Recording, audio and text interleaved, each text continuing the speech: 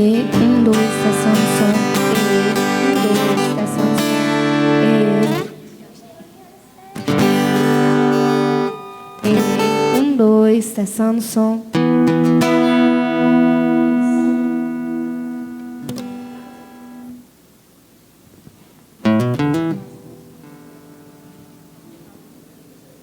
Vai ser essa? Eu acho que é.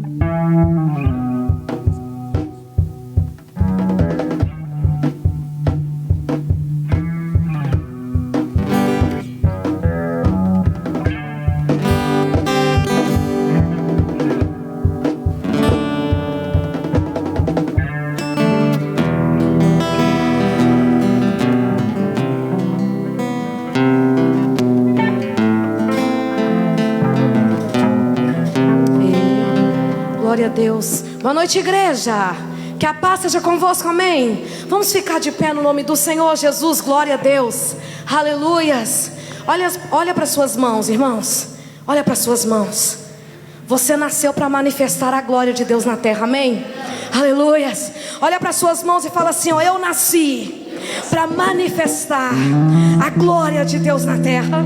Se é possível, erga essas mãos em direção aos céus. Feche os seus olhos, meu irmão, e com as suas mãos erguidas em direção aos céus. Aleluias.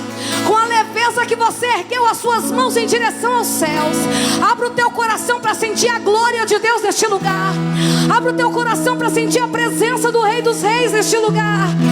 Ei, se Deus encontrar um coração quebrantado aqui hoje, a glória dele vai descer, a Shekinah dele vai descer neste lugar. Sabe por quê, querido? Deus ainda está procurando os verdadeiros adoradores, e eu tenho certeza que Ele já chegou na casa, Ele já chegou neste lugar. E se Ele já te encontrou, meu irmão, aplauda Jesus e dê glória. Exalta o nome do Senhor. Aleluias. Glória a Deus, aleluias. Fala com o irmão que está do seu lado, fala com ele, nada pode parar a tua adoração. Aleluias. Glória a Deus. Vamos celebrar aquele que é.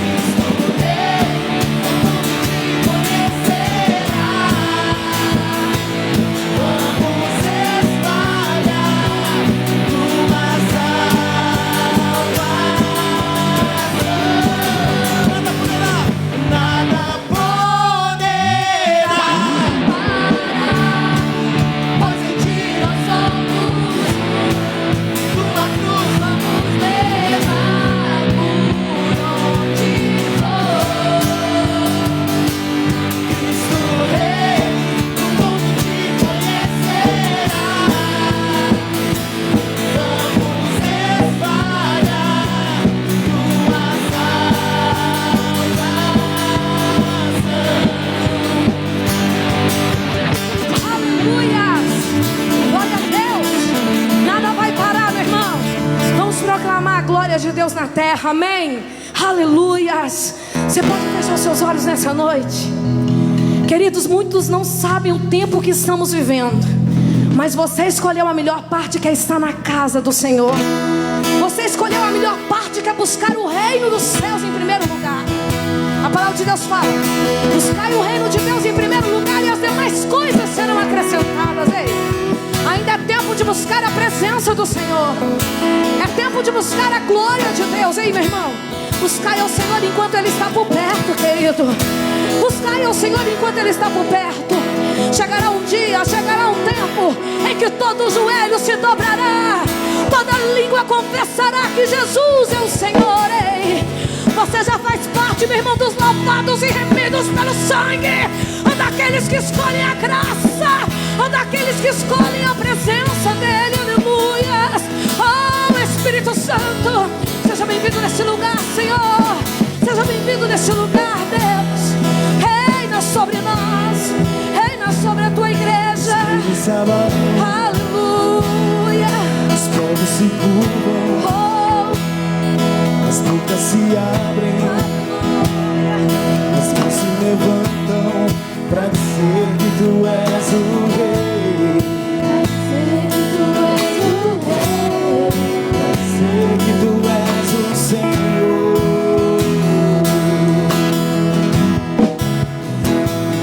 Os reinos se abalam, os povos se curvam, as bocas se abrem, as mãos se levantam pra dizer que tu és o rei. Pra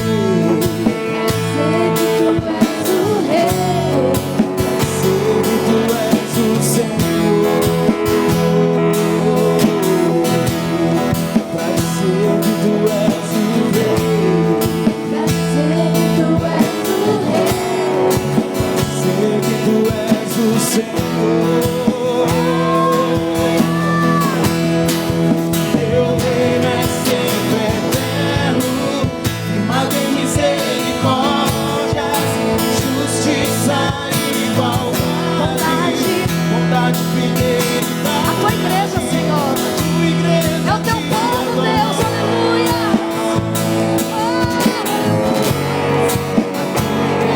te adora. Teu reino é sempre eterno, justiça e igualdade, bondade e fidelidade. O teu povo, Tua igreja te adora. te exaltamos, te engrandecemos. Tua igreja te adora. Aleluia. A justiça de Deus tende a misericórdia, meu irmão. É a misericórdia que nos alcança, é a misericórdia que se renova todas as manhãs, é a glória dele que nos alcança em todo o tempo, é o amor dele que nos sustenta em todo o tempo, é a presença dele que nos fortalece. É o amor dele que nos envolve, é a glória dele que nos envolve. Oh, aleluia. Firmado em misericórdia, justiça e igualdade, bondade e fidelidade.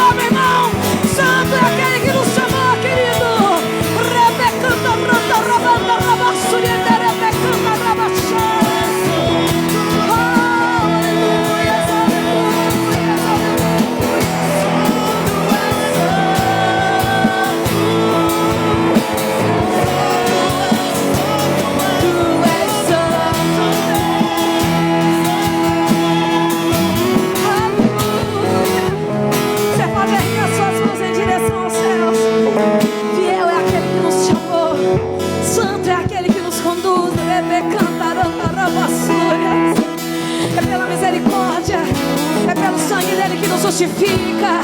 É pela glória dele, pela graça dele que somos alcançados. Você nasceu para manifestar a glória de Deus na terra. Há um propósito dele estabelecido para a tua vida. Manifestar a glória dele na terra. Oh, aleluias! Os provocadores de glória, os provocadores de glória, aplauda Jesus. Provoca o inferno com glória.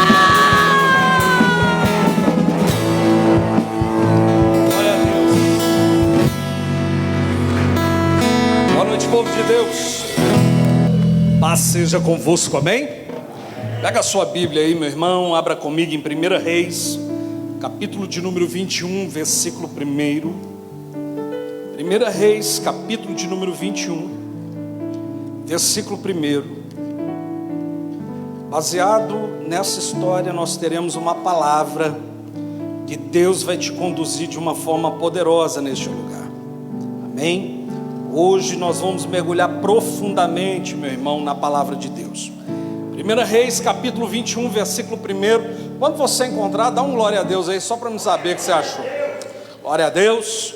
1 Reis, capítulo 21, versículo 1, diz assim: sucedeu depois disso o seguinte: Nabote, o jezreelita, possuía uma vinha ao lado do palácio que Acabe, rei de Samaria, tinha em Jezreel.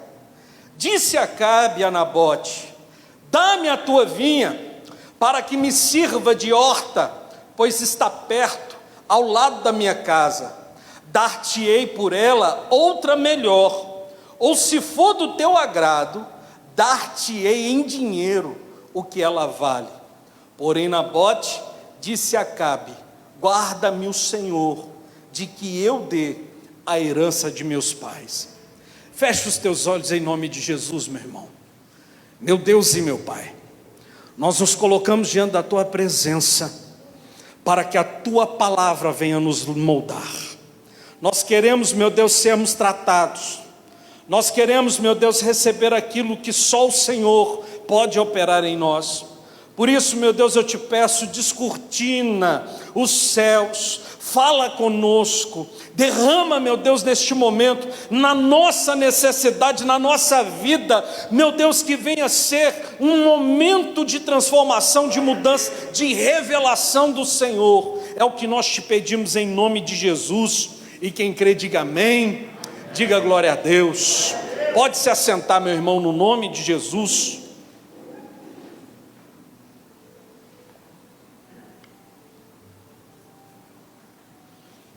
Irmãos, Acabe estava sofrendo. O sofrimento na vida de uma pessoa é normal.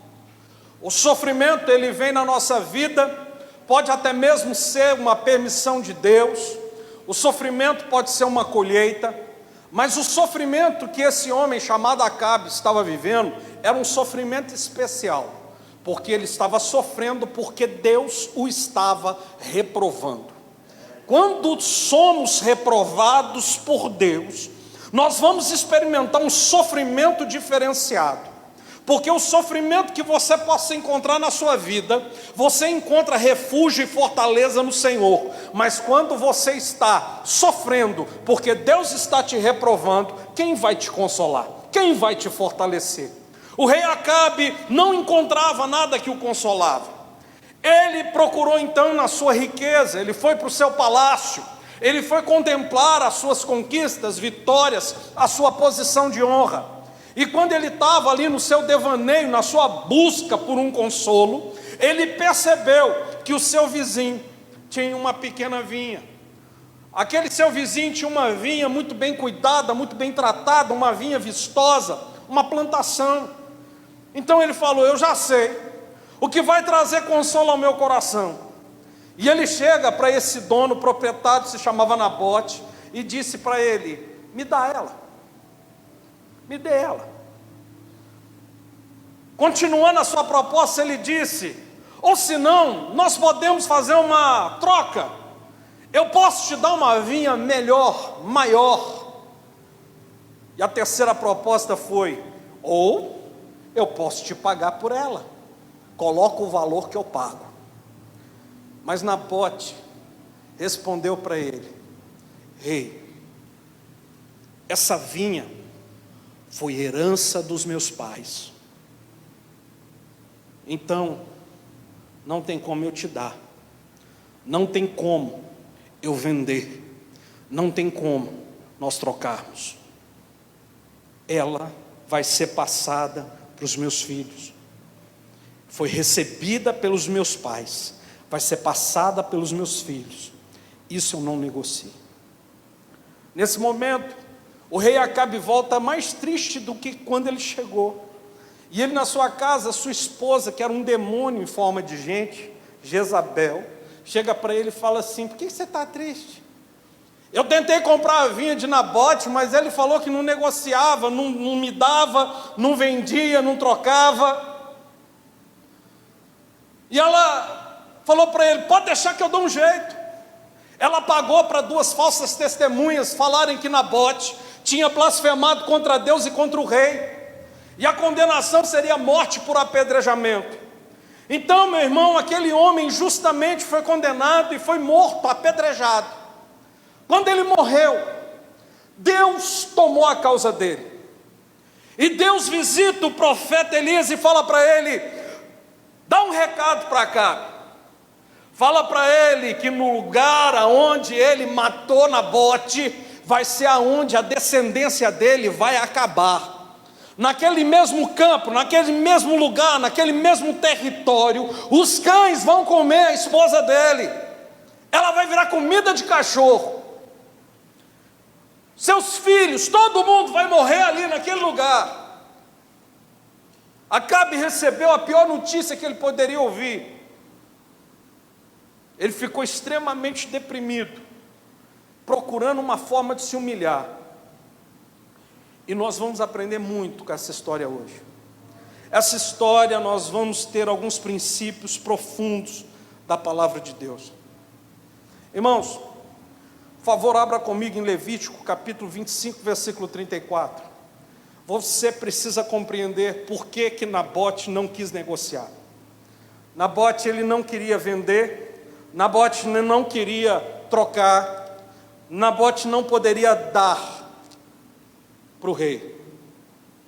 Levíticos capítulo 25, versículo 34, diz assim: mas o campo do arrabalde das suas cidades não se venderá, porque lhes é possessão perpétua. Deus, quando foi estabelecer o povo de Israel, Deus falou assim para ele: se você ganhar uma área que seja uma área de plantação e fica numa cidade, você não pode dar, você não pode vender, você não pode trocar. Vai ser algo que você recebe de Deus e você passa para o seu filho. O seu filho recebe e passa para o filho dele. E perpetuamente, isso vai sendo perpetuado. Isso vai ser passando de um para o outro. Por isso você não pode abrir mão. Se Nabote abrisse mão, ele estaria quebrando um princípio de Deus. O que fez Nabote se posicionar não foi outra coisa a não ser a sua fé. Mas o que me chama a atenção aqui, meu irmão, é que Nabote estava sendo, de certa forma, tentado, porque se ele desse a propriedade para o rei, ele ganhava um favor do rei. Quanto vale um favor de um rei? Ele poderia pedir a prisão dos seus inimigos, ele podia pedir justiça numa causa, ele podia pedir uma posição de honra.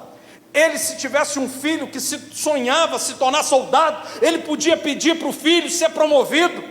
Se ele tivesse um pedido, uma oportunidade, o rei lhe atenderia, o rei lhe teria como uma pessoa de estima, porque o rei ficaria lhe devendo um favor. Ele poderia ter trocado, e ele falaria: agora eu estou abrindo mão de uma propriedade, e estou indo para uma propriedade que vale muito mais. Ou ele poderia ter vendido, ele poderia ter aproveitado como o rei estava desejoso e ter pedido 10 vezes mais do que valia, e o rei certamente pagaria. Só que ele não fez nada disso. Sabe por quê? Porque tem coisa que não se dá, não se vende e não se troca. Eu estava meditando nessa palavra, buscando revelação de Deus, inspiração de Deus em cima desses princípios. E tem 3 coisas que Deus te dá como herança, que não se vende, não se troca e não se dá.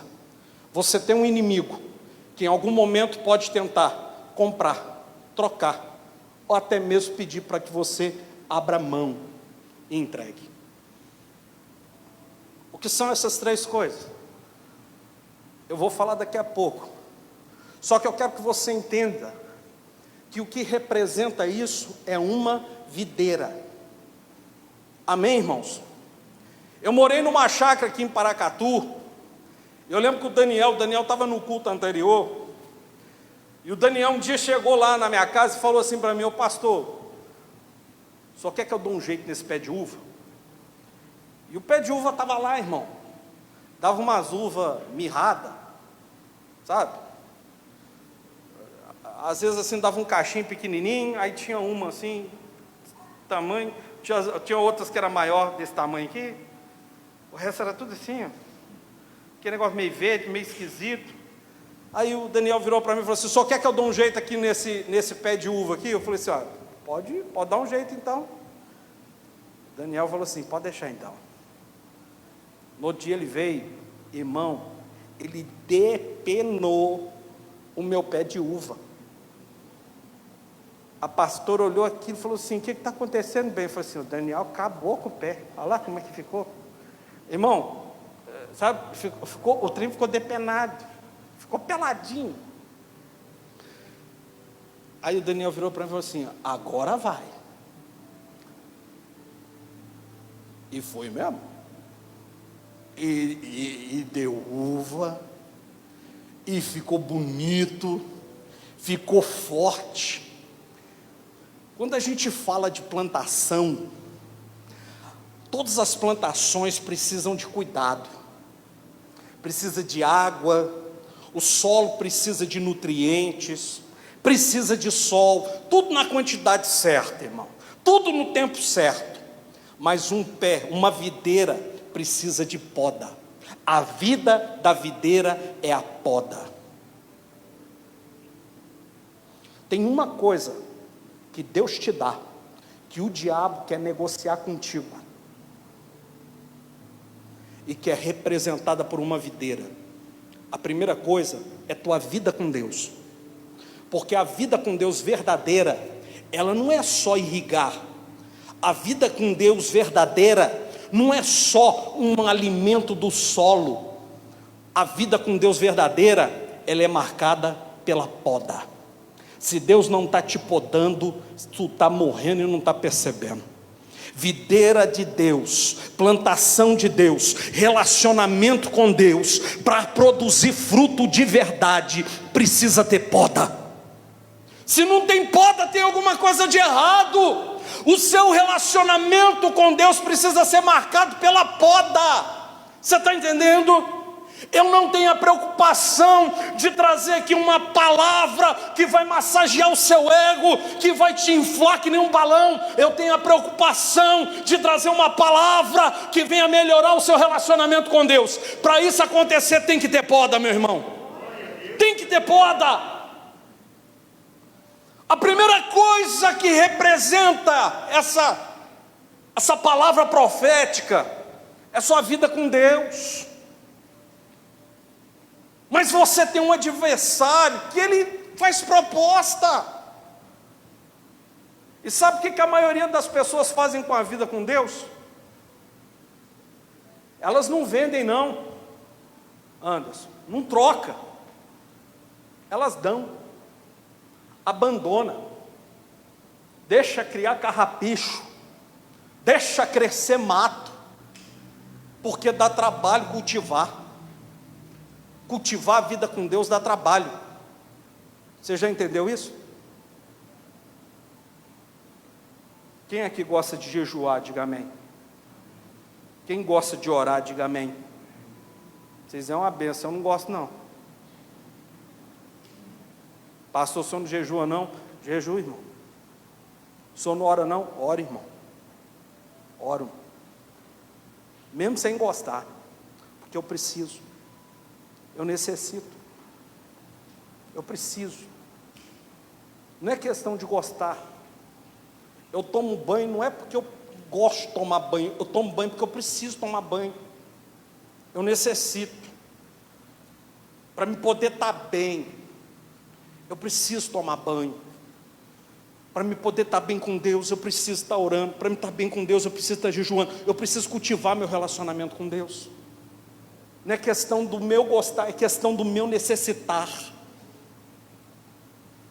Quando eu estava ministrando essa palavra, eu estava me lembrando, meu irmão, de uma vez, uma moça nos procurou, e ela carregava uma história, uma das histórias assim, mais impressionantes que eu já vi.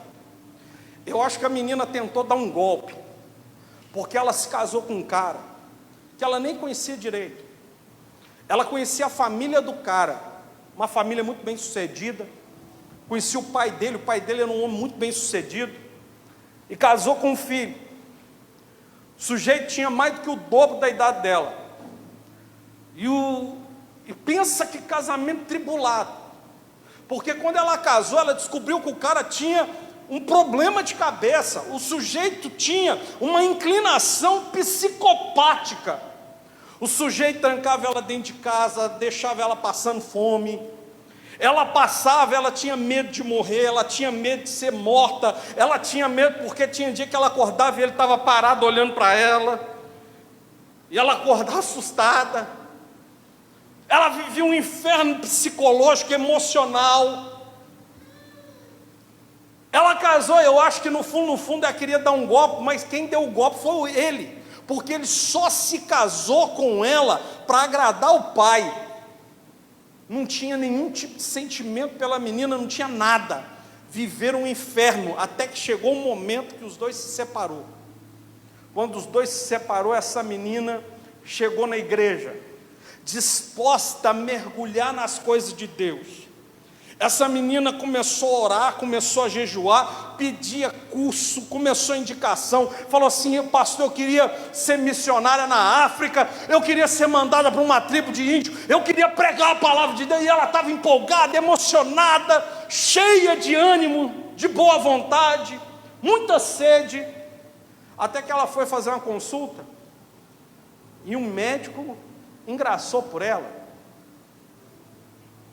Quando o médico engraçou por ela, o médico não queria ter um namoro cristão com ela. O médico queria viver uma aventura, mas era um médico. Então essa menina abriu mão da vida com Deus para viver uma aventura com um cara. Deixa eu falar uma coisa para você. Você pode ter tudo que você sempre sonhou. Você pode ter a pessoa que você sempre sonhou. Você pode conquistar tudo que as pessoas pensam que tem valor.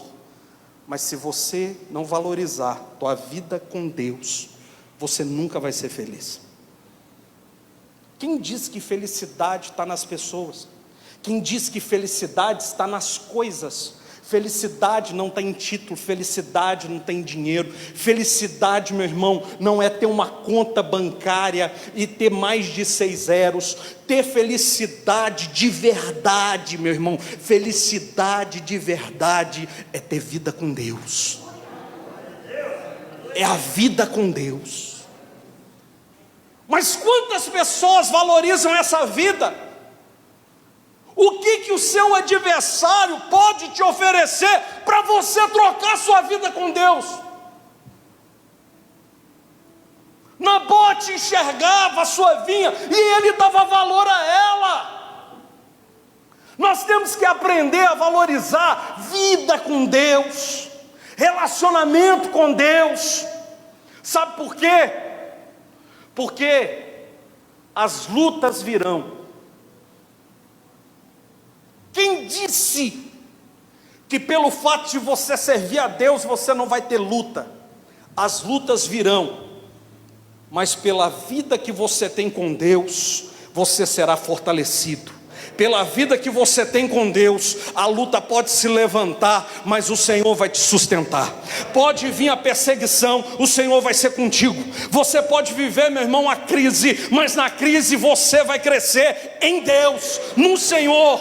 Meu irmão, não existe nada que se levante com aquele que está sustentado com uma vida verdadeira com Deus. Sabe por quê? Você não está limitado à dor, você não está limitado à perda, você não está limitado ao sofrimento. sofrimento, porque verdadeiramente você entendeu que o Senhor te chamou para ser mais que vencedor sobre todas as coisas.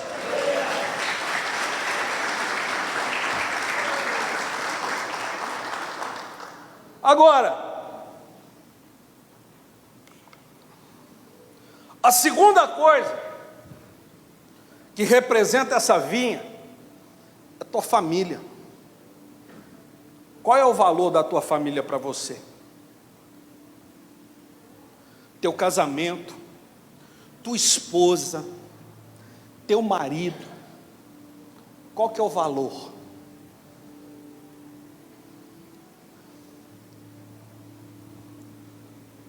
Eu lembro que na minha família, quando eu fui casar, na minha família tinha um tio meu que para mim era uma referência de casamento na minha família. E quando eu falei na casa dele que eu ia casar, meu tio chegou para mim e falou assim: larga disso, compra uma bicicleta. Eu falei assim: compra uma bicicleta? Bicicleta dá menos trabalho. Arruma uma bicicleta para você. E eu parei. Eu lembro quando eu fui casar, irmão. Já viu assim, o pessoal vem assim te dar um abraço, te felicitando? Esse meu tio, quando ele foi me abraçar, ele veio rindo. E ele me abraçou e falou, batendo nas minhas costas, e falou assim no meu ouvido: agora você vai ver o que é bom para tosse.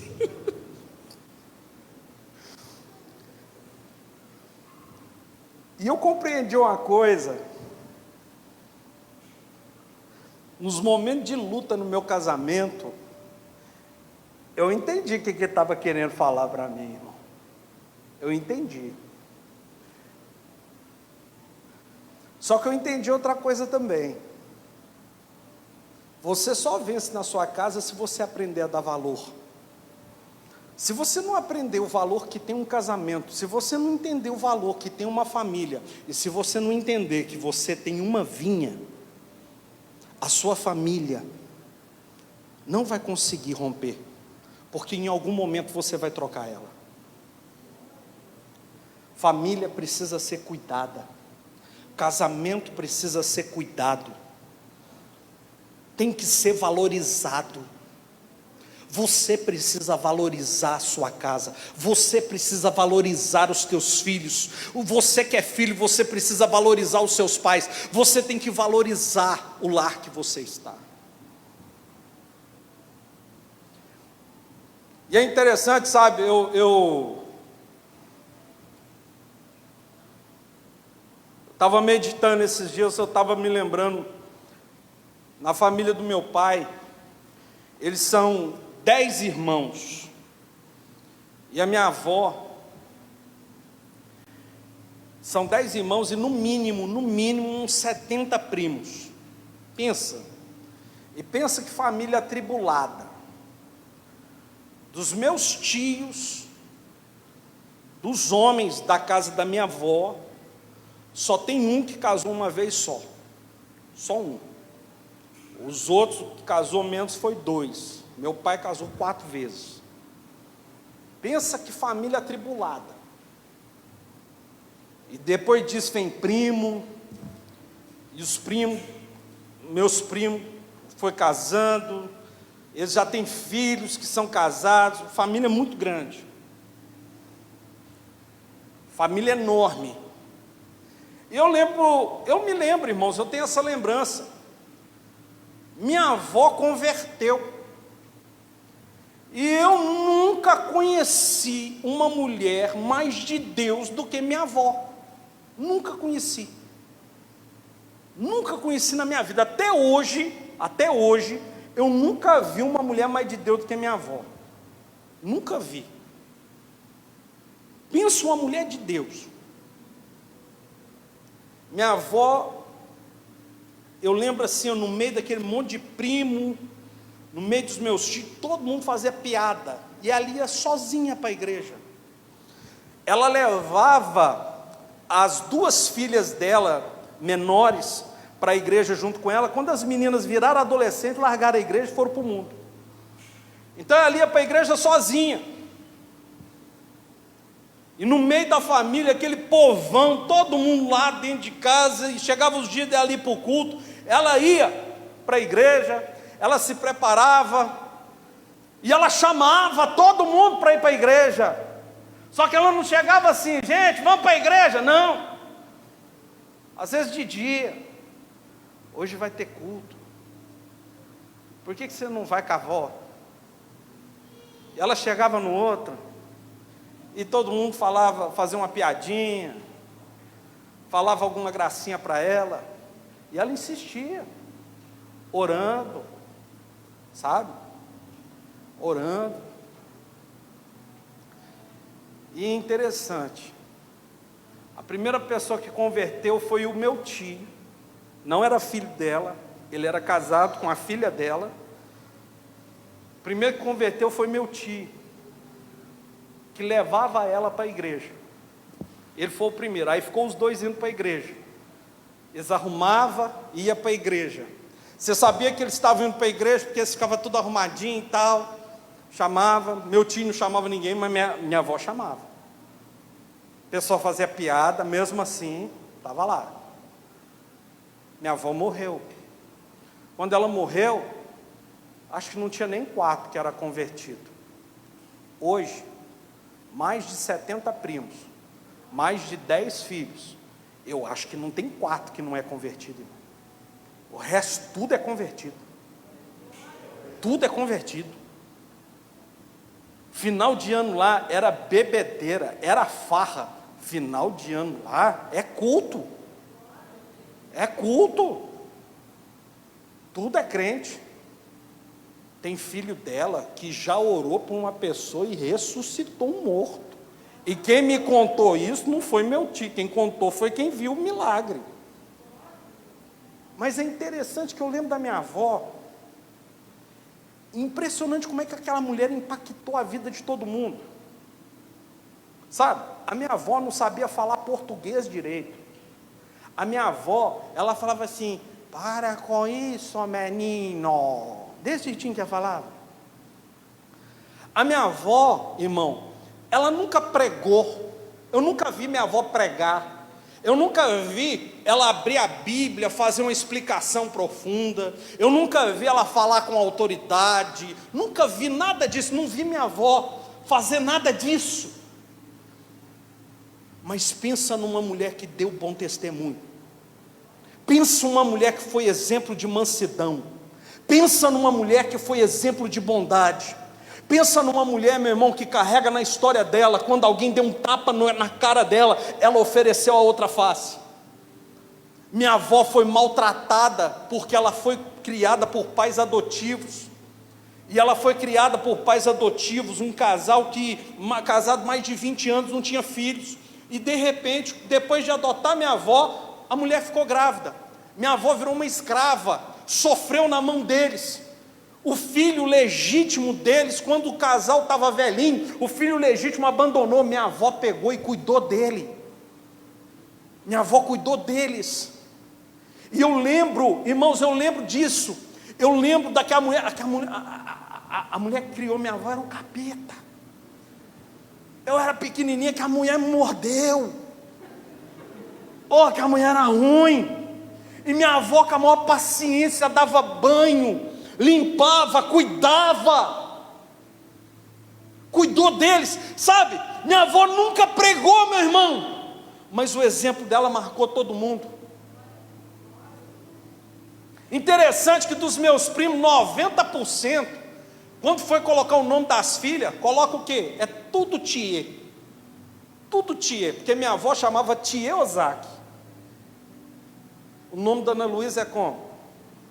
Ana Luísa Tiê Ozaki. Por causa da minha avó.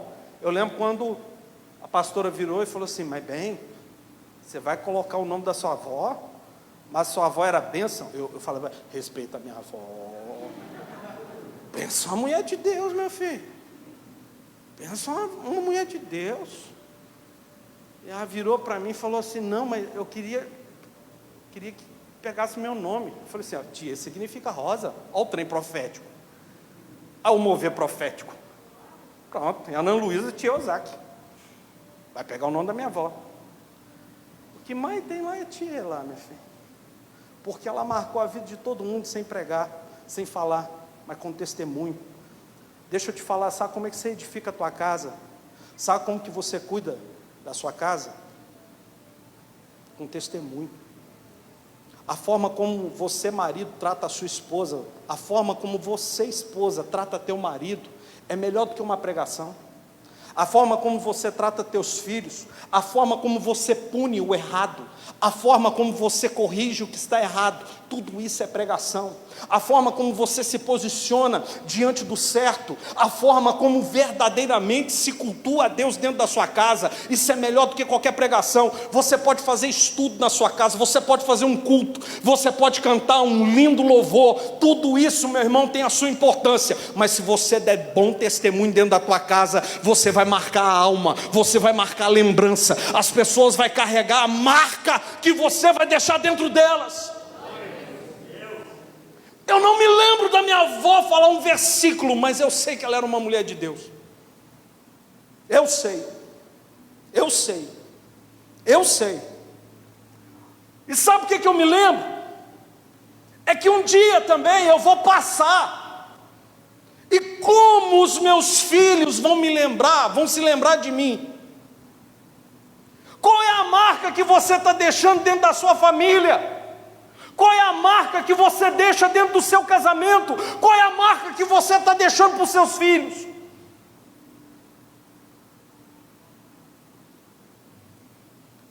Sabe por quê, meu irmão? Porque às vezes a gente não dá valor nessas coisas. A gente fala assim: Senhor, salva a minha casa, desde que eu não precise cuidar, desde que eu não precise pagar preço, desde que a salvação não venha através do meu exemplo.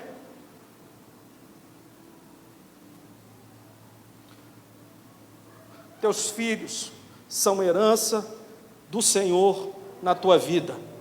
Quando Nabote recebeu a visita de um rei, o rei pediu a herança. Ele falou: não dou, não troco, não vendo, porque foi Deus quem colocou na minha mão, e eu preciso passar a bênção adiante. O que você tem feito dentro da tua casa? Você cuida da sua família? Você cuida do seu casamento? Você faz sua parte? E a terceira coisa, irmão, que não dá, não troca e não negocia, é o teu ministério. É o teu ministério. Quem aqui tem certeza que a salvação na sua vida é graças ao sangue de Jesus? Diga amém. Então pega a sua Bíblia, por favor. Apocalipse capítulo 1, versículo de número 5.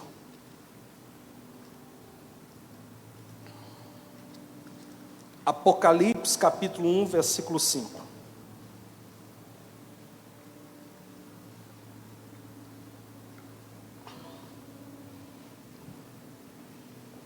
Achou aí? Olha o que diz: e da parte de Jesus Cristo, a fiel testemunha, o primogênito dos mortos e o soberano dos reis da terra, aquele que nos ama. Quem se sente amado por Ele, diga amém. Aquele que nos ama e pelo seu sangue nos libertou dos nossos pecados. Mas não acaba aí não, tem uma vírgula, porque o próximo versículo fala o quê? E nos constituiu reino, sacerdotes para o seu Deus e Pai, a Ele a glória e o domínio pelos séculos dos séculos, amém. Para que Jesus te lavou com sangue da cruz? Para te fazer sacerdote. Isso que é ministério. O que eu estou fazendo aqui é função. Estou pregando. O que os nossos irmãos ali uniformizados estão fazendo é função, estão te servindo.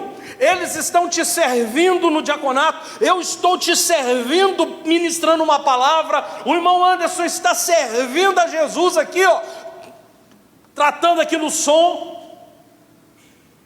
Mas ministério é almas. É almas.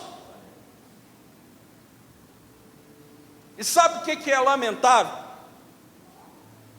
Às vezes a gente tem uma visão que não é espiritual. Por exemplo, já viu quando morre uma criança? Até o caixão é diferente. O caixão é de que cor? Que cor que é o caixão de criança? Branco. E a dor de morrer uma criança? Quando morre uma criança, meu Deus do céu, tem uma comoção pública.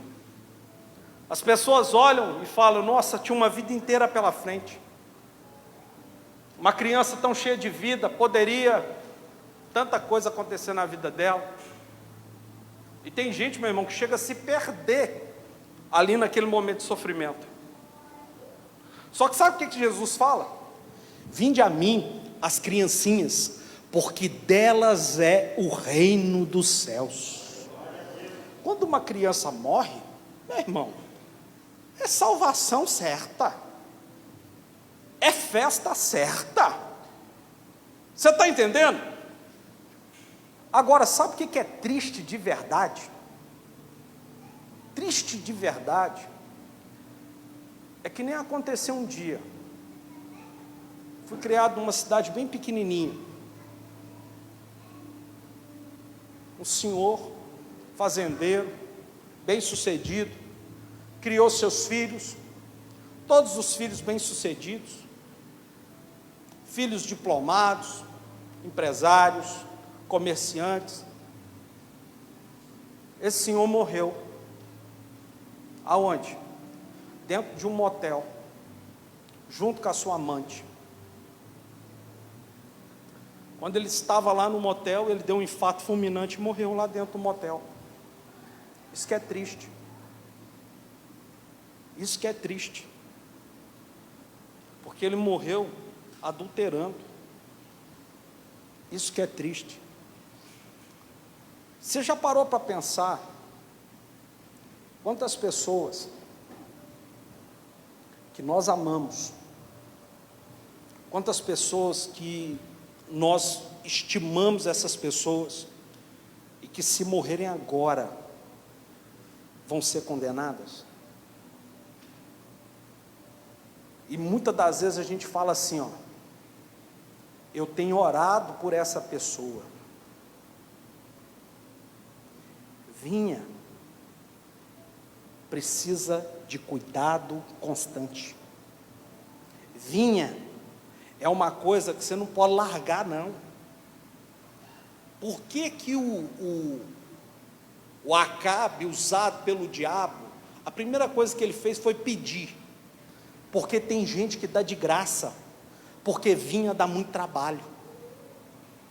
Tem pessoas que Deus colocou um ministério na tua mão, mas você dá de graça porque dá trabalho. Dá trabalho. Então você entrega, você abre mão. Você abre mão de fazer o que Deus te chamou, porque dá o quê? Trabalho. E quantas pessoas, porque a gente às vezes quer fingir que isso não é conosco. Você fala assim: não, tem outras pessoas para pregar. Que ilusão, irmão. Tem gente, por exemplo, nós temos essa pregação, vai ficar no YouTube. Tem gente que às vezes é gente que você ama, que nunca vai assistir essa pregação no YouTube, nunca vai assistir no Facebook, no Instagram. Tem gente que nunca vai ouvir a palavra, porque não vem aqui na igreja, mas ela aceitaria uma palavra de um amigo falando com ela. Um dos testemunhos que mais me impactou até hoje na minha vida, eu ouvi do pastor Jerry. O pastor Jerry compartilhou com a gente um testemunho, meu irmão, assombroso o testemunho dele. Ele era novo convertido. E ele tinha um amigo de cachaça, de farra. E ele se converteu, fazia pouco tempo que ele estava na igreja, Jesus mudando a vida dele. E ele sentiu no coração de pregar para esse amigo dele. Ele estava incomodado para pregar para o amigo dele, só que ele estava assim, não, mas eu ainda sou novo convertido. Dentro dele mesmo, ele falou assim, não, mas eu não vou saber falar direito. Ainda não é meu momento. Ainda não é tempo. E ele foi protelando. Um dia ele recebeu uma notícia que o amigo dele tinha se suicidado. Ele ficou abalado com aquilo e ele foi visitar a viúva. Quando ele foi visitar a viúva, ele falou assim, agora eu vou pregar para ela. E pregou para ela, testemunhou para ela, falou da mudança de vida para ela. E a viúva virou para ele e falou assim para ele, nossa, Gé, por que você não veio aqui antes e falou isso para o seu amigo? Quem sabe se ele tivesse te ouvido, ele não teria se suicidado.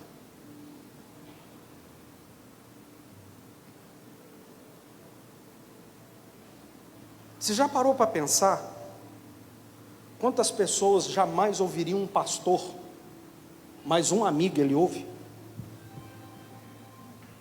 Eles não escutam um pastor, mas às vezes um filho, às vezes um irmão, um primo, ele ouve. Quantas pessoas você poderia fazer a diferença na vida deles?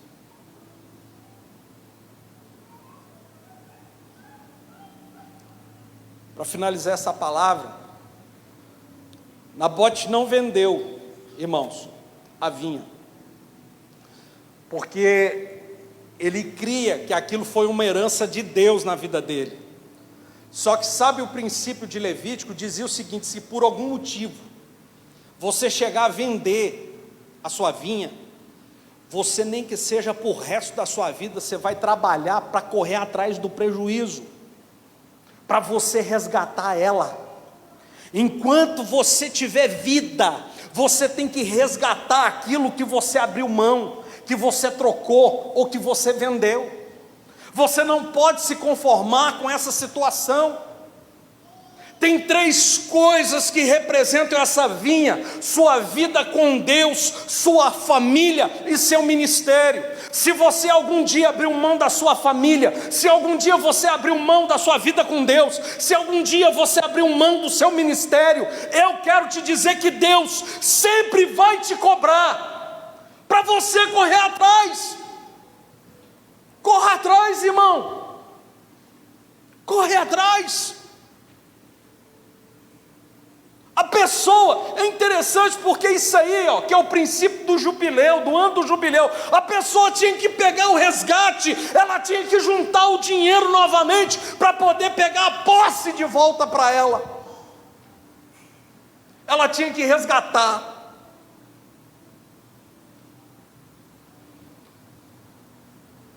Dessas 3 coisas, você já abandonou alguma delas? Você já trocou?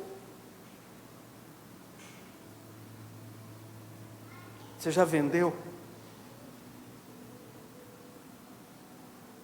Você já deu?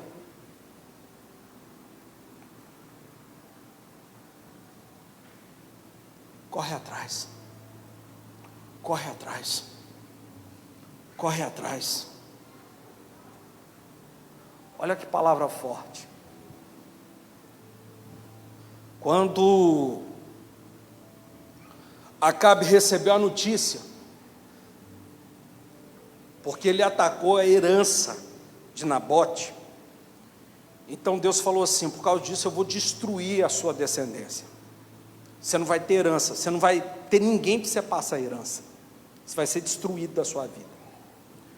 Acabe, quando ele ouviu essas palavras da parte de Deus, a Bíblia fala que ele desesperadamente procurou se humilhar diante de Deus. Ele fez de tudo para se humilhar diante de Deus. E o que Deus não rejeita? Coração quebrantado e contrito. Então Deus fala assim para o profeta: fala para ele que nos dias dele eu não vou fazer isso. Eu vou fazer quando chegar a vez do filho dele Jeú. tudo isso que eu falei vai acontecer, porque justiça tem que ser feita por Nabote, nessa terra, nesse lugar. Agora olha aqui que outro profeta profetizou, porque esse profeta vai profetizar para mim e para você. Você está entendendo ou não? Olha aqui que esse profeta disse, Oséias capítulo 1, versículo 4. Oséias capítulo 1, versículo 4. Então o Senhor disse a Oséias: dê a ele o nome de Jezreel. O lugar aonde estava a vinha de Nabote era em Jezreel, significa aquele que semeia. Dê a ele o nome de Jezreel, porque logo castigarei a dinastia de Jeú por causa do massacre ocorrido em Jezreel, e darei fim ao reino de Israel. Olha aqui que Deus está falando. Próximo versículo. Naquele dia quebrarei o arco de Israel no vale de Jezreel. É exatamente aonde estava a vinha de Nabote.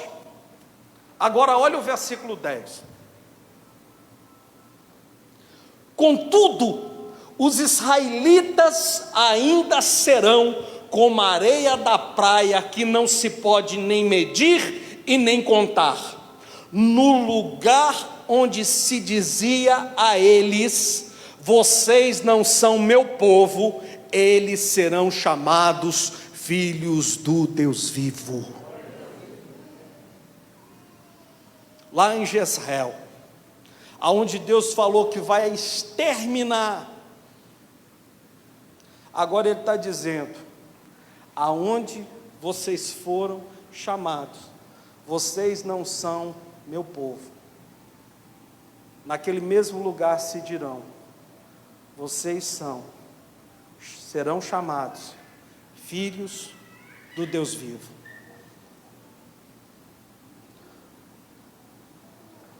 O Senhor, Ele quer te chamar de filho do Deus vivo. Ele não quer olhar para você e falar: vocês não são mais o meu povo. Deus, Ele quer olhar para você e falar: vocês são filhos do Deus vivo.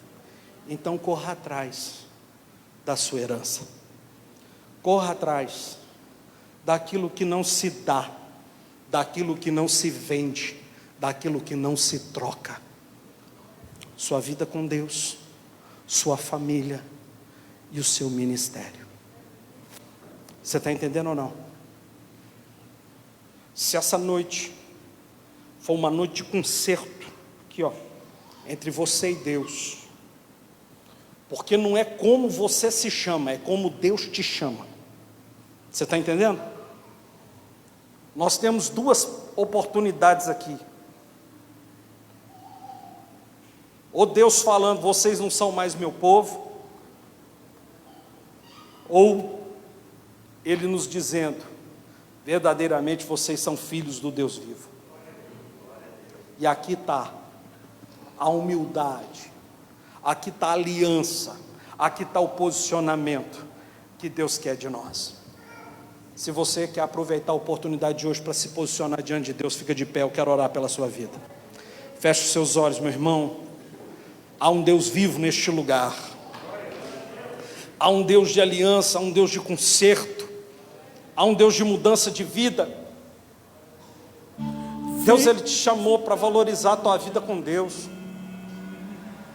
Como é que está a sua vida com Deus? Dentro da sua casa, seu casamento, seus filhos, como você trata? Como que está o seu ministério?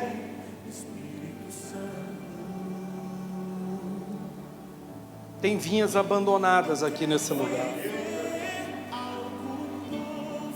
Tem vinhas que poderiam produzir muito mais, mas não cuidou, não limpou.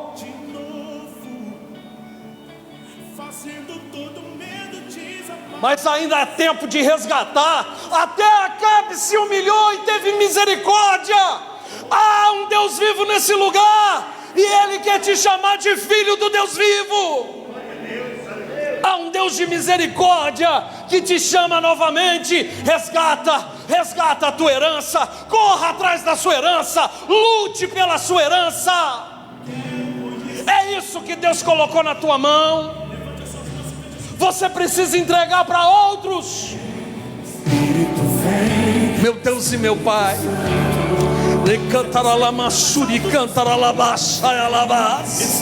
meu Deus e meu Pai, começa a visitar o teu povo neste momento, aonde há quebrantamento, aonde há conserto. Começa, meu Deus, agora a pacificar agora o relacionamento dessa pessoa. Meu Deus, hoje famílias serão abençoadas, hoje essa casa vai ser abençoada de dentro para fora, não apenas em aparência, mas vai ter mudança lá dentro dessa casa. Meu Deus, em nome de Jesus, começa a restaurar ministérios neste lugar. Ministro nesse momento relacionamentos restaurados. Meu Deus, enche o teu povo de um novo compromisso, de uma nova visão, de uma nova aliança. Meu Deus, renova os teus filhos. Meu Deus, eu te peço agora, toca com a tua mão poderosa e começa a transformar, começa a mudar, em nome de Jesus. Receba sobre a tua vida. Aleluia. Pega as tuas mãos e diga bem forte comigo: Senhor, Senhor, eu não vou dar, trocar ou vender a tua herança na minha vida. Só quem crê, aplauda ao Senhor e exalte a Ele.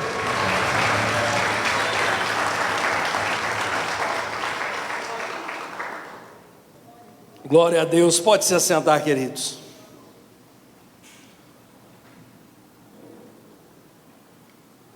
Irmãos, se você vai honrar o Senhor nessa noite com o seu dízimo, com a sua oferta, prepare-se nesse momento para honrar o Senhor.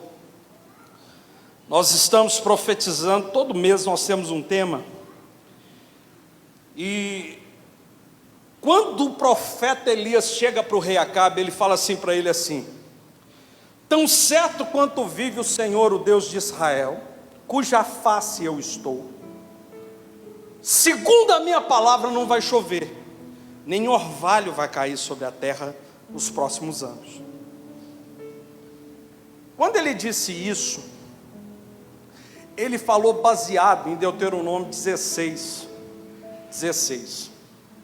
porque a palavra de Deus mandava como que o judeu poderia estar diante da face de Deus. E lá fala de uma celebração, de uma festa, de 3 festas, que na verdade o que importa realmente é o que ela representa, mas não é isso que eu vou falar. E o grande fechamento desse ciclo de resposta de não ter chuva foi quando Deus responde com fogo, quando ele desafia os profetas de Baal. Chega a vez então do profeta Elias e ele fala assim: tragam para mim 12 pedras. E ele fala, cada pedra dessa representa uma tribo de Israel, e faz um altar. E ele fala, traz para mim lenha, traga para mim um cordeiro. Quando trouxeram o cordeiro, ele fatiou em 4 pedaços, coloca lá o cordeiro. E aí ele faz um pedido diferente, ele fala assim: faz agora, gente, aqui em volta do altar uma vala. E eles fizeram a vala. Então ele fala, agora eu quero que vocês tragam água. Ele estava em cima do Monte Carmelo, fazia 3 anos e meio que não chovia, e ele pediu água para o povo. E colocaram uma talha de pedra enorme. Quando encheu a primeira talha, ele jogou a água em cima do sacrifício, do cordeiro. Ele falou, preciso de mais. Encheu a segunda vez, encheu a terceira. Quando o cordeiro estava encharcado, quando a lenha estava encharcada, as pedras, a terra, quando até aquela vala que foi aberta estava cheia de água, ele disse, agora está bom. Então ele fala assim para Deus: Senhor, tudo que eu fiz foi segundo a sua palavra. Por quê? Porque em Deuteronômio 16, que fala da face de Deus, diz que quando alguém estiver diante da face de Deus, não chegue de mão vazia. E no versículo 17 fala: cada um ofereça ao Senhor o que ele reconhece que Deus tem abençoado. Aquelas pessoas que levavam água reconheciam que eles podiam pegar água de dentro de casa, porque se eles em tempo de seca estavam tendo água, é porque Deus estava abençoando. E o mesmo Deus que proveu aquela água era poderoso para prover mais. Aliás, Ele era poderoso para prover chuva e mudar a história daquele povo. Então eles não tinham dificuldade de participar daquele momento profético. Nós estamos vivendo a maior crise que nós já ouvimos falar. E o que te leva a semear no altar o seu dízimo, a sua oferta, é você entender que você faz parte, mais do que uma crise, você faz parte de um momento profético. E aquilo que você oferece ao Senhor faz você participante desse mover profético. É por isso que, da mesma forma que Elias orou, nós temos autoridade para orar, que é tempo de Deus responder orações, clamores aqui, debaixo dessa aliança. Por isso, você que vai honrar o Senhor, você não vai honrar em cima da necessidade, você vai honrar em cima dessa palavra. Em cima dessa palavra nós queremos profetizar a resposta de Deus na sua vida. Se você vai semear, pegue nas suas mãos, vem aqui diante do altar. Eu quero consagrar ao Senhor aquilo que você vai oferecer. Pai, nós consagramos a Ti os santos dízimos, as santas ofertas, o voto de ouro, de prata, de bronze, a oferta do projeto Neemias. Meu Deus, nós Te entregamos aquilo que o Teu povo Te oferece. Cada uma dessas pessoas, meu Deus, que reconhece que o Senhor os tem abençoado. E eu Te peço nesse momento, que o Senhor venha trazer autoridade, para que essas pessoas venham ter orações atendidas, o clamor respondido. Da mesma forma que o Senhor respondeu o clamor de Elias, que o Senhor venha responder o clamor dos Teus filhos. É o que nós ministramos em nome de Jesus. Amém. E graças a Deus. Podem depositar, queridos, em nome de Jesus.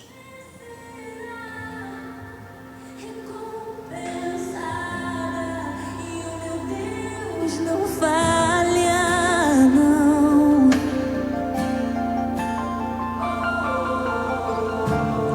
Eu posso até estar ferido, mas nunca destruído. Eu posso ser provado para ser aprovado, mas o amanhã virá, minha fé será. Glória a Deus. Queridos, terça-feira, 6 horas da manhã, nós temos um culto de oração aqui na igreja. Terça, 6 horas da manhã. Quarta-feira é a corrente das 7 orações, 3 horas da tarde, 7h30 da noite. Quinta-feira, 7h30 da noite, corrente das 7 orações. Sexta-feira temos o Tadel, amém? É o culto de quem ganha almas e faz a obra de Deus. É o culto que nós temos palavras direcionadas para um público específico, de realmente quem quer mais de Deus, amém? Você que não se contenta apenas em receber bênção, você que quer ser uma bênção. Sexta-feira, 7h30 da noite. E domingo, culto da família, 9 da manhã, 6h30 da tarde e 8 horas da noite. Vem aí, nós vamos realizar, vamos aproveitar que o decreto deu uma micro relaxada, e nós vamos fazer um evento, amém? Um evento que é sobre visão e avivamento. Nós vamos fazer aqui na igreja, estamos nos programando, vamos dar todos os detalhes. Nós vamos fazer aqui, nós vamos aproveitar, porque eu estou no medo, né, que parece que eles descobriram a cura do coronavírus, é eleição. Eu estou com medo de repente passar a eleição e o coronavírus ficar mais forte, e de fechar tudo de novo, né? Então vamos aproveitar para a gente trabalhar visão e avivamento, amém? Irmãos, quando fomos orar no ano passado por um tema para esse ano, Deus nos deu o ano dos aliançados. E eu louvo a Deus porque nós nunca imaginaríamos que passaríamos um ano como esse. E mais do que nunca, o que nos sustentou foi a aliança. E nessa mesma unidade de oração, Deus nos deu um novo tema para o ano que vem. O ano do recomeço. Todo mundo vai ter que recomeçar no ano que vem, mas existe o jeito certo de recomeçar. Então, nós vamos fazer o ano do recomeço, e na corrente Jeová Jiré, nós vamos falar dos princípios para recomeçar da forma correta, que aí dá certo. Amém? Vai ser muito forte o ano do recomeço. 2021, vai preparando aí no seu coração, no nome de Jesus. Você vai apresentar o seu projeto de vida, nós vamos estar orando ao Senhor, vai ser muito forte, pode ter certeza disso. E olha, eu quero falar uma coisa para vocês. Liberou tudo em Paracatu. Cinema está liberado, festa, evento, está tudo liberado na cidade, está liberado. E eu achei interessante que eles fizeram um decreto separado para as igrejas. Não teve alteração nenhuma no decreto. A única alteração que teve no decreto é que o anterior falava que não podia passar de 1 hora o culto, e agora não tem essa proibição de duração de 1 hora de culto. Só isso que mudou, tá? No nosso decreto, só isso que teve alteração. Eles falaram assim, ó, que antes tinha que ter 4 metros quadrados de distanciamento. Nesse agora, eles é ninja, falou que tem que ser 2 metros.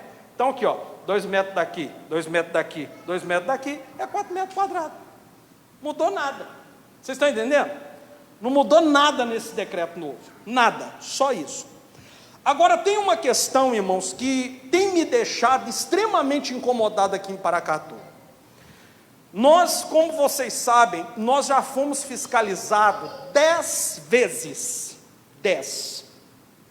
Conversando e procurando saber se todo mundo está na mesma luta que nós descobrimos, por exemplo, das igrejas assim que tem mais gente em Paracatu, tem mais membros, nós ficamos sabendo que tem uma outra igreja que também está sendo bem fiscalizado, e eu vou falar uma coisa para vocês, das igrejas maiores em Paracatu, tem de 2 a 3 igrejas só que estão seguindo o decreto. Uma delas é a nossa, tá? Uma delas é a nossa. E eu fiquei curioso, porque nós não somos a maior igreja de Paracatu, irmãos. Amém? Por enquanto, né? Nós não somos a maior igreja de Paracatu. Mas segundo as minhas informações e as minhas fontes especiais que eu tenho por aí, tem uma igreja aqui, irmãos, que tem um vereador que foi fiscalizado 2 vezes. Tem uma igreja que tem uma vereadora que os fiscal não foi nenhuma vez. Tem uma igreja aqui que uma irmã chegou para a gente e falou assim: gente, mas vocês ainda estão agendando culto? Lá a gente não agenda não, o pessoal só vai chegando. Ah, já sei, porque a gente tem um segredo, porque lá na nossa igreja tem um vereador, e ele é obreiro. Aí ele e a esposa ficam na porta, o pastor coloca eles lá na porta, e o povo vai chegando. Aí os fiscal, quando vê o vereador, os fiscal não vai lá não. Ô irmão, você sabe o que é o mais triste disso tudo? Eu vou te explicar o que é. Em Paracatu nós temos quase metade da Câmara dos vereadores são de evangélicos, mas eles não nos representam, representa só a igreja deles, só a igreja deles. E eu confesso para vocês que eu fico muito chateado com isso, porque eu acho que essa luta devia ser de todos nós, sabe? De todos nós. E o pior de tudo é que eu não me sinto representado por ninguém. Eu não tenho ninguém que possa levar para o poder público da nossa cidade a minha indignação. Eu não tenho ninguém. Porque a minha indignação, irmãos, se hoje Paracatu falasse assim, ó, igreja está liberada, funcionando normalmente, eu não vou fazer isso. Não vou fazer isso. Estou falando aqui no altar de Deus, não vou fazer isso. Eu multiplico o número de cultos para reduzir o número de pessoas no culto. Eu não acho que a gente possa fazer culto com lotação máxima. Não estou falando isso. Mas o que eu acho um absurdo são a perseguição às igrejas. Porque agora em Paracatu está tudo liberado. Festa está liberada, cinema está liberado. Estava pensando em fazer um culto lá no cinema? Ou se não, fazer um culto festa. Festa da Santa Ceia, festa da família, o culto de domingo, festa da família. culto de libertação. Não, aí não dá. Festa do descarrego, aí vai. Aí você imagina assim, ó, irmãos, eu não estou brincando, não. É um absurdo. Aí o pessoal, o fiscal chega aqui e fala assim: vocês estão fazendo um culto? Aí eu falo assim: não, nós estamos fazendo uma festa. Ah, bom, então pode. Se fosse um culto, não pode, não. É assim que está funcionando aqui em Paracatu. Não com todas as igrejas, mas com a nossa está. Com essa igreja aqui está. 10 vezes vieram me fiscalizar. 10 vezes. Irmãos, eles inventam coisa aqui. Aqui eles inventam, tá? Por exemplo, teve um fiscal aqui que falou que eu tinha que ficar usando máscara o tempo inteiro. Falou assim: meu filho, não tem como não. Pastor não está lendo o negócio não, está dando sangue ali pregando. Falou assim: não, então faz o seguinte, fala para o pastor usar assim, ó. Aqui, ó, desse jeito, ó, que eles querem que eu use, ó. Diante de Deus, irmão. Eles querem que eu use aqui, ó, máscara de pescoço. Aqui, ó, para tampar minha papadinha. Isso é um absurdo.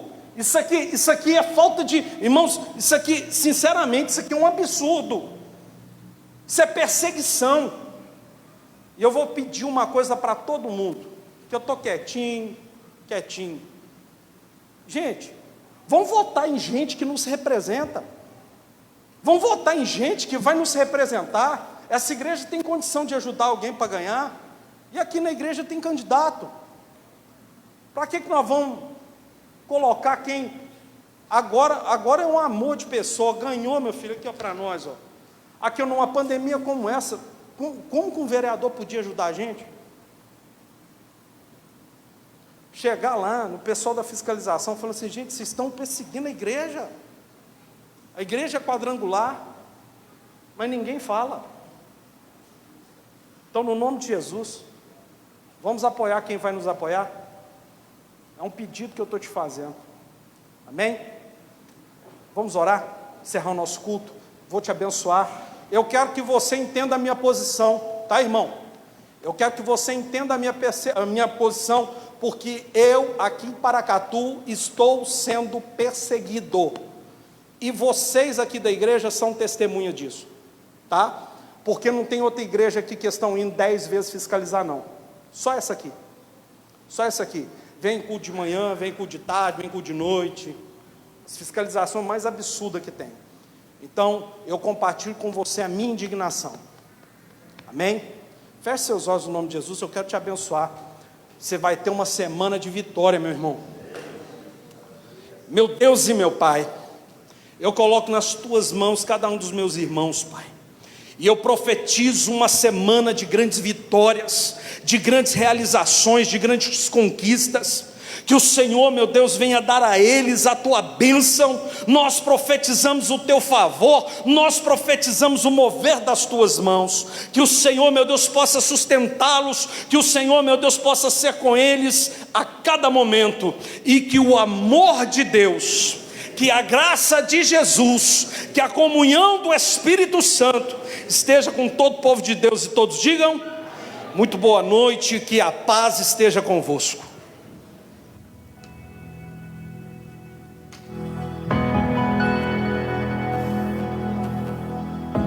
Eu tenho um Deus que não vai deixar essa luta me matar, o desespero me tomar. Por mais pressão que esteja